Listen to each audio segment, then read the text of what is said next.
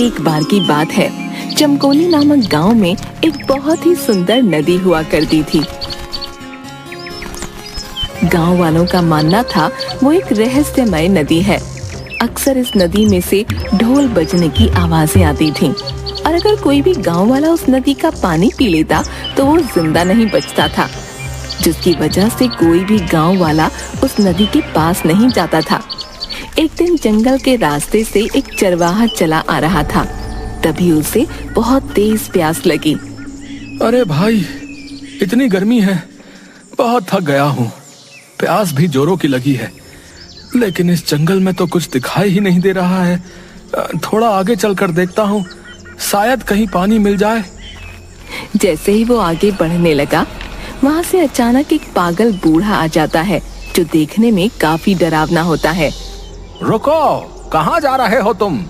क्या तुम्हें नहीं पता आगे जाना मना है? इसलिए चले जाओ यहाँ से, वरना वो तुम्हें भी मार डालेगा।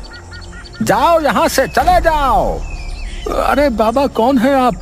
मुझे बहुत तेज प्यास लगी है। लगता है आगे कोई नदी है, मैं पानी पीकर वापस आ जाऊंगा। हाँ। क्या कहा मूर्ख? आगे उस नदी के पास मत जाना, वरना तुम जिंदा नहीं बचोगे। हाँ, समझे? जाओ यहाँ से, वरना तुम्हारा विनाश होना संभव है। जिसके बाद बड़े गुस्से में वो पागल बूढ़ा वहाँ से चला जाता है। अरे, लगता है ये बाबा पागल हो गया है। मुझे बहुत तेज प्यास लगी है। अगर इस बाबा की बातों में आया तो प्यास से ही मर जाऊंगा। हाँ। और चरवाहा आगे नदी की ओर बढ़ जाता है। थोड़ी दूर जंगल में चलते ही उसे बहुत सुंदर नदी दिखाई देती है।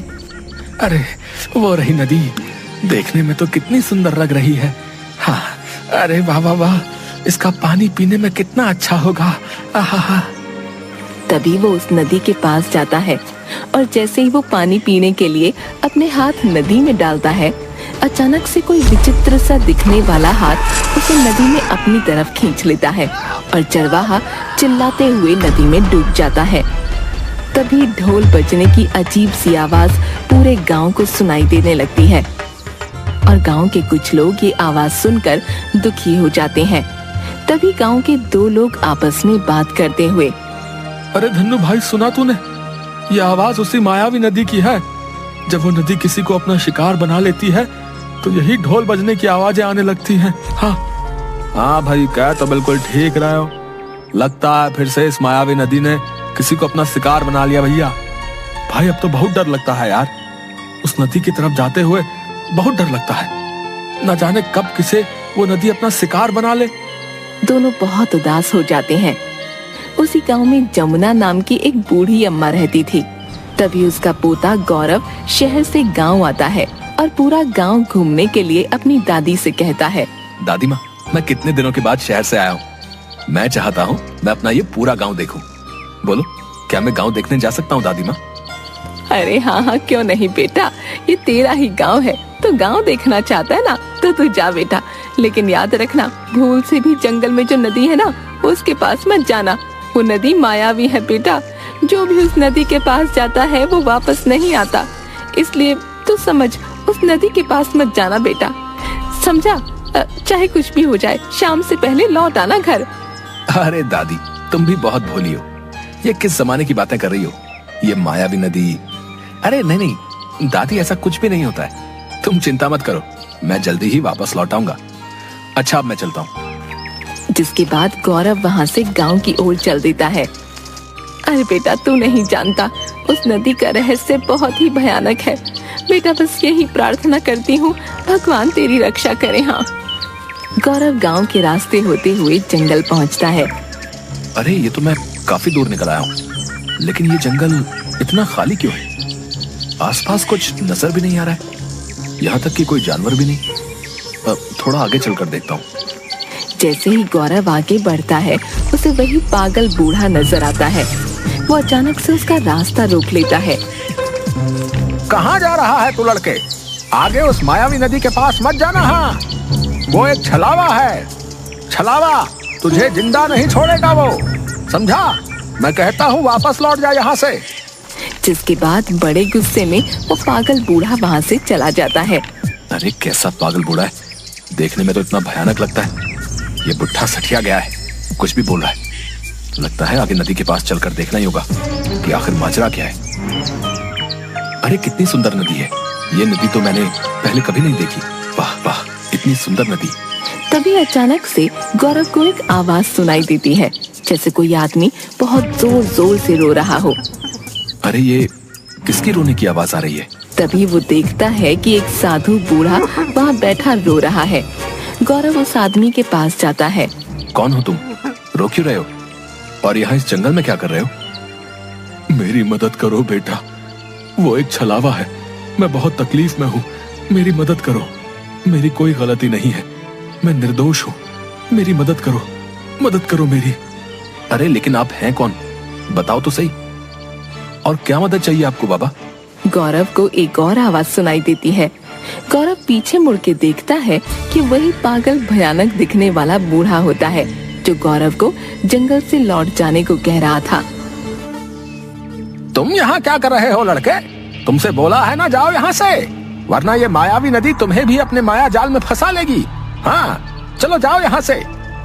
बाबा मैं तो बस जा ही रहा था, वो तो मुझे ये बूढ़ा साधु रोते हुए दिखाई दिया, इसलिए मैं यहाँ आ गया। कौन? लड़के किसकी बात कर रहे हो तुम? यहाँ तो कोई रोता हुआ नजर ही नहीं आ रहा है। मैं कहता हूँ चले जाओ यहाँ से। तभी गौरव अपनी गर्दन घुमाकर पीछे देखता है और देखता है कि सच में वहाँ कोई नहीं है। गौरव ये देखकर हैरान हो जाता है। अरे लेकिन वो बूढ़ा साधु तो यही था, मैं सच बोल रहा हूँ, वो यही था। हाँ सच। अरे ओ लड़के, लगता है तू पागल हो गया है। शाम होने को है, तू जहाँ से आया है वहीं वापस चला जा, समझा?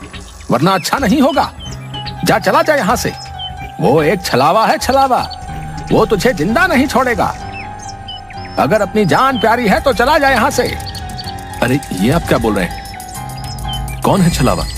मेरी तो कुछ समझ नहीं आ रहा है। बताओ मुझे, आप किस छलावे की बात कर रहे हैं? बताओ।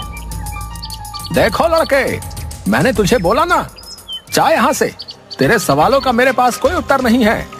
जा यहाँ से, वरना अच्छा नहीं होगा, समझा? उससे कोई नहीं बच सकता है। जा चला जा यहाँ से। अच्छा ठीक है बाबा, जाता हूँ। मुझे भी ये जगह बहुत अजीब लग रही है। जिसके बाद वो वहाँ से अपने घर आता है, जहाँ पर गौरव की दादी उसका इंतजार कर रही थी। अरे आ गया तू, कहाँ रह गया था? कब से इंतजार कर रही थी। तू नहीं जानता कब से मेरा मन बैठा जा रहा था। सोच रही थी कहीं तू उस जंगल में उस मायावी नदी के पास तो नहीं चला गया। बता कहाँ रह गया था तू? अगर मैंने दादी को बताया कि मैं जंगल में उस नदी के पास गया था तो बहुत डांट लगाएगी। नहीं, मैं दादी को नहीं बताऊंगा कि मैं वहां उस मायावी नदी के पास गया था। अरे दादी, तुम बेकार में ही चिंता करती हो। मैं तो बस रास्ते में अपने बचपन के दोस्त सोनू से बातें करने लग गया था। अब तुम तो जानती हो सोनू को कितनी बातें बनाता है। इतने दिन बाद उससे मिलना हुआ तो बस दोनों बचपन की बातें करने लगे और घर आने में देर हो गई। अच्छा ठीक है, तू कहता है तो मान लेती हूँ तेरी बात। अच्छा तू अब जल्दी से हाथ मुंह धो ले, मैं तेरे लिए रोटी लेकर आती हूँ। हाँ ठीक है दादी, वैसे भी मुझे बहुत जोरों की भूख लगी है। जल्दी से अपने हाथ का गर्मा गर्म खाना खिला दो। जिसके बाद बूढ़ी अम्मा गौरव को खाना लाकर देती हैं। गौरव बड़े चाव से अपनी दादी के हाथ का खाना खाता है और अपनी झोपड़ी में आराम करने लगता है। लेकिन गौरव जंगल में अचानक से गायब हुए उस साधु बूढ़े के बारे में सोच रहा था। न जाने जंगल में बैठा वो साधु बूढ़ा रो क्यों रहा था और वो अचानक से कहां गायब हो गया। ऐसा तो मैंने पहले कभी नहीं देखा। लगता है जरूर उस जंगल में कुछ तो है जो गांव वाले नहीं जानते। मुझे कल फिर से उस जंगल में उस मायावी नदी के पास जाकर देखना ही होगा। आखिर क्या रहस्य है उस मायावी नदी का।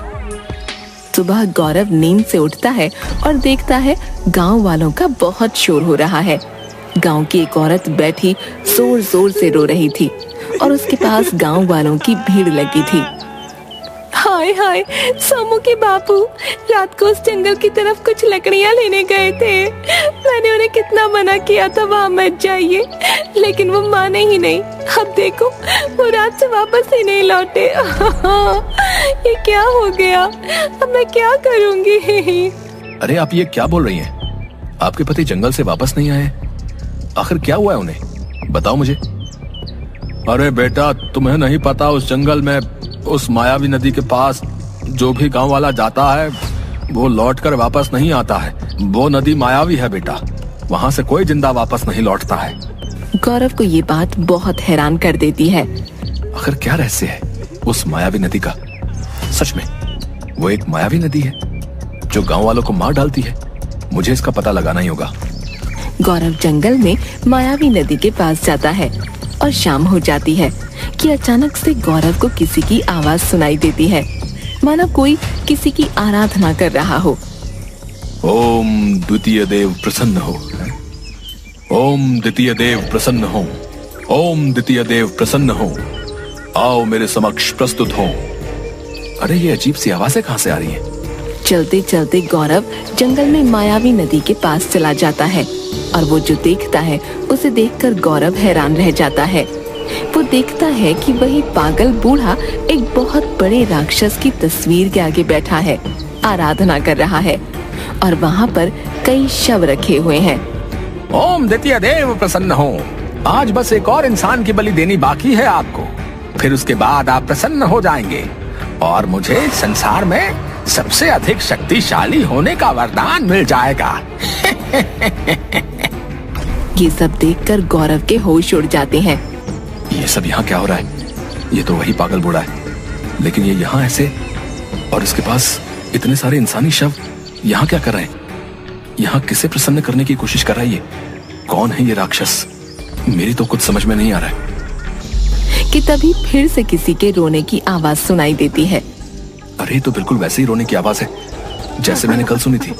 गौरव अपनी उल्टी दिशा की तरफ चलने लगता है और देखता है वही बूढ़ा साधु नदी किनारे बैठा रो रहा होता है। गौरव उसके पास जाता है। अरे तुम तो वही साधु हो ना जो कल यहाँ बैठे रो रहे थे, और अचानक से तुम गायब कैसे हो गए थे? आखिर कौन हो तुम? बताओ मुझे, तुम रो क्यों रहे हो? मैं तुम्हारे बारे में जानना चाहता हूँ, बताओ मुझे। मेरी मदद करो बेटा, मुझे मुक्ति दिलाओ। मैं तो कई साल पहले ही मर चुका हूँ, लेकिन मेरी आत्मा आज भी यहीं भटक रही है। उस पापी को जब तक उसके किए की सजा नहीं मिलेगी, मेरी आत्मा यूं ही भटकती रहेगी, इसे कभी शांति नहीं मिलेगी। ये तुम क्या बोल रहे हो? क्या तुम सच में मर चुके हो? लेकिन कैसे? आखिर कैसे? और कौन है वो पापी जिसे तुम सजा दिलाना चाहते हो? बताओ मुझे। बेटा, बहुत साल पहले की बात है। मेरे पिताजी रायगढ़ के एक पुजारी थे। हम दो भाई थे। पिताजी ने हम दोनों भाइयों को एक समान ही सीख दी थी। मैं बचपन से ही बहुत होशियार और सीधा था, लेकिन मेरा भाई नीलनाथ उतना ही चालाक और घमंडी था। उसे बचपन से ही सबसे शक्तिशाली बनना था, इसलिए उसने इसका गलत रास्ता अपनाया। वो दिति नामक राक्षस की पूजा करने लगा और उस राक्षस को खुश करने के लिए इंसानों की बलि देने लगा। जब ये बात मुझे पता चली तो मैंने पिताजी को ये बात बता दी और पिताजी ने सभी गांव वालों के सामने उसको बेइज्जत करके गांव से निकाल दिया। तब से नीलनाथ मेरा भाई मेरी जान का दुश्मन बन गया और उसके दिति राक्षस को खुश करने की विधि भी अधूरी रह गई। एक दिन जब मैं इस गांव में ईश्वर की तपस्या करने आया तो मेरा भाई नीलनाथ, जो पहले से ही इस गांव में दिति राक्षस को खुश करने के लिए उसकी आराधना कर रहा था, एक दिन उसने मुझे इस नदी के किनारे तपस्या करते हुए देख लिया और उसमें मुझसे बदला लेने की भावना जागृत हो गई। एक दिन वो पापी दिति राक्षस को खुश करने के लिए नदी किनारे आए लोगों की बलि देने का षड्यंत्र रचने लगा और एक एक करके कई गांव वालों को मौत के घाट उतार दिया। लेकिन उसने इस सब का दोष मेरे माथे लगा दिया और उसने मुझे इसी गांव के लोगों के हाथों मरवा दिया।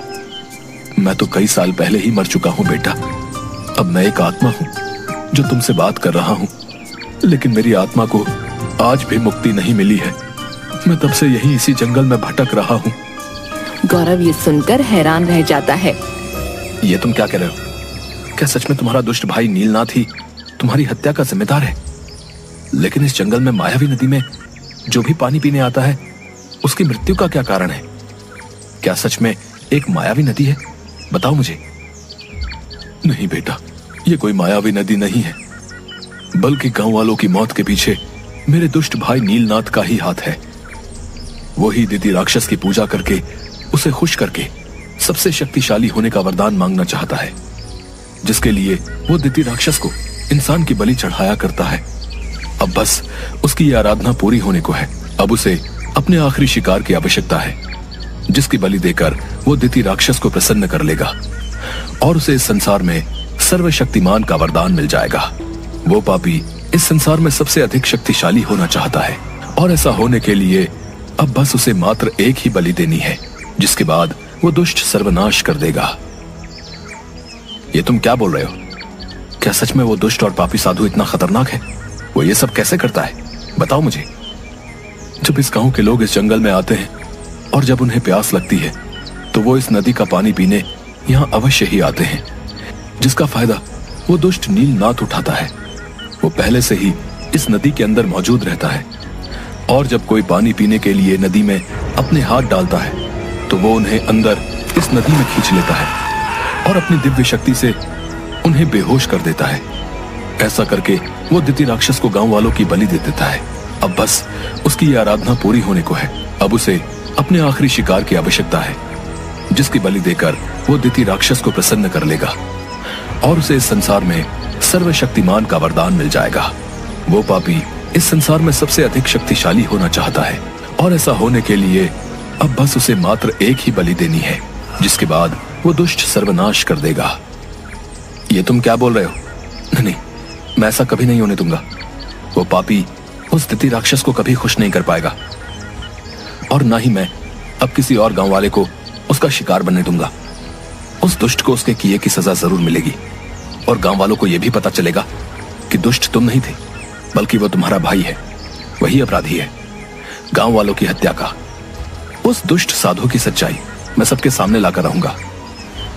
बेटा, जब तक उस दुष्ट के किए की सजा उसे नहीं मिलेगी तब तक मेरी आत्मा को शांति नहीं मिलेगी और मैं यूं ही इस जंगल में भटकता रहूंगा। लेकिन बेटा, उस पापी की मौत इतनी आसानी से नहीं होगी। इसके लिए तुम्हें नदी के पार से शिवजी के मंदिर से गंगा जल लाना होगा। उसी गंगा जल से दुष्ट नीलनाथ जलकर खाक हो जाएगा। लेकिन यह सब तुम्हें बड़ी होशियारी के साथ करना होगा। अगर उस दुष्ट को तुम्हारे बारे में पता लग गया तो वो तुम्हें जिंदा नहीं छोड़ेगा। बेटा, आप चिंता मत कीजिए बाबा, मैं नदी पार जाकर शिवजी के मंदिर से गंगा जल अवश्य लेकर आऊंगा। और अब तुम देखना, उस दुष्ट नीलनाथ को उसके किए की सजा जरूर मिलेगी और तुम्हारी आत्मा को मुक्ति भी मिलेगी। अगले दिन गौरव सुबह नदी पार शिवजी के मंदिर में जाता है। वो देखता है एक बहुत ही सुंदर शिवजी का मंदिर है, जहाँ एक पुजारी बैठा था। पुजारी जी, मैं मायावी नदी के उस पार से आया हूँ। मुझे शिवजी का अमृत गंगा जल दे दीजिए। इस गंगा जल से मुझे एक दुष्ट का सर्वनाश करना है। सर्वनाश? आखिर बेटा तुम किस दुष्ट की बात कर रहे हो? बताओ हमें, क्यों तुम्हें शिवजी का अमृत गंगा जल चाहिए? जिसके बाद गौरव पुजारी को सारी बात बताता है। हाँ हाँ, क्यों नहीं बेटा, मैं अवश्य ही तुम्हें शिवजी का अमृत गंगा जल दे देता हूँ। ये तुम्हारी उस दुष्ट का नाश करने में अवश्य ही सहायता करेगा। जिसके बाद पुजारी गौरव को गंगा जल देते हैं और गौरव वहाँ से चल देता है। उधर जंगल में नदी किनारे गांव का ही एक आदमी आता है और उस नदी का पानी पीने ही लगता है कि नदी में पहले से मौजूद दुष्ट साधु उस आदमी को अंदर नदी में खींच लेता है और अपनी दिव्य शक्ति से उसको बेहोश कर देता है। जंगल में एक स्थान पर राक्षस की मूर्ति के आगे, जहाँ वो नीलनाथ राक्षस की पूजा किया करता था, उस आदमी के शरीर को राक्षस के सामने लेटा देता है। देखो देखो मेरे परमात्मा द्वितीय देव, आज मैं तुम्हारे लिए अंतिम बलि लेकर आया हूँ। इससे तुम जरूर खुश हो जाओगे और मुझे इस संसार में सबसे अधिक शक्तिशाली होने का वरदान दे दोगे। अब मुझे शक्तिशाली होने से कोई नहीं रोक सकता। हाँ। तभी वो दुष्ट नीलनाथ एक बड़ी सी तलवार से उस आदमी का सर काटने ही वाला होता है कि तभी वहाँ गांव वाले लाठी डंडों के साथ आ जाते हैं। रुक जाओ दुष्ट, आज हम तुम्हें जिंदा नहीं छोड़ेंगे। हाँ, तुम ही हो गांव वालों की मौत के हत्यारे। रुक जाओ, आज हम तुम्हें जिंदा नहीं छोड़ेंगे। हाँ। उन्हें आता देख वो दुष्ट पाखंडी रुक जाता है और तलवार उसके हाथ से नीचे गिर जाती है और गांव वाले उस दुष्ट को पकड़ लेते हैं। लेकिन दुष्ट पाखंडी देखते ही देखते गांव वालों के बीच से गायब हो जाता है और जोर जोर से हंसने लगता है। तुम मुझे कभी नहीं पकड़ पाओगे गांव वालों, ये तुमने अच्छा नहीं किया। आज मैं आखिरी बलि के साथ साथ अपने परमात्मा द्वितीय को तुम सबकी भी बलि दूंगा। हाँ, मैं तुम सबको मार डालूंगा। तुमने मेरी आराधना को भंग करने की कोशिश की, मैं तुम्हें मार डालूंगा। उसकी ये सब बातें सुनकर गांव वाले बहुत डर जाते हैं। तभी वो दुष्ट नीलनाथ फिर से दिखाई देता है कि तभी वहाँ गौरव गंगा जल लेकर आता है। दुष्ट नीलनाथ पापी, अब तुझे अपने किए की सजा जरूर मिलेगी। ये देख, अब तू जलकर खाक हो जाएगा, अब नहीं बच पाएगा। जितने भी तूने पाप किए हैं उसकी सजा अब तुझे जरूर मिलेगी। गौरव गंगा जल उस दुष्ट पाखंडी के ऊपर फेंक देता है। नहीं नहीं, ये तुमने क्या किया लड़के? मेरी इतने वर्षों की तपस्या को मिट्टी में मिला दिया। नहीं नहीं, ये तूने अच्छा नहीं किया। और देखते ही देखते वो पापी जलकर भस्म हो जाता है। गांव वाले बड़ी हैरानी से ये दृश्य देख रहे होते हैं और सब अच्छे से समझ जाते हैं। तुम्हारा बहुत बहुत धन्यवाद गौरव बेटा। अगर कल रात तुम हमें यहाँ आने के लिए ना कहते तो हम इस दुष्ट पाखंडी की सच्चाई कभी नहीं जान पाते। हम हमेशा से यही समझते रहे कि ये नदी ही मायावी है जो गांव वालों की मौत का कारण है, लेकिन तुमने यहाँ आकर हमारी आंखों पर पड़ा इतना बड़ा पर्दा हटा दिया बेटा। अगर तुम ना होते तो आज भी वो पापी किसी न किसी की बलि दे रहा होता। सच में तुम बहुत ही बहादुर हो। तुम हमारे लिए इस गांव में एक फरिश्ता बनकर आए हो बेटा। अरे ये तो मेरा कर्तव्य था, आप लोग मेरा धन्यवाद मत कीजिए। ये गांव जितना आप लोगों का है उतना ही मेरा भी है, इसलिए मैंने जो कुछ भी किया वो अपने और अपने गांव वालों के लिए ही किया है। ये बात सुनकर सभी गांव वाले बहुत खुश होते हैं और गौरव को अपने गले से लगा लेते हैं। तभी गौरव को वो बूढ़ा साधु नजर आता है। तुम्हारा बहुत बहुत धन्यवाद बेटा, अब मेरी आत्मा को शांति मिल गई है। उस दुष्ट नीलनाथ को उसके किए की सजा मिल चुकी है। अब मैं यहाँ से जा रहा हूँ बेटा। तुम एक नेक दिल और होशियार इंसान हो, सदैव ऐसे ही रहना बेटा। जिसके बाद वो बूढ़े साधु की आत्मा वहाँ से हमेशा हमेशा के लिए चली जाती है और सभी गांव वाले बिना डर के फिर से खुशी खुशी रहने लगते हैं।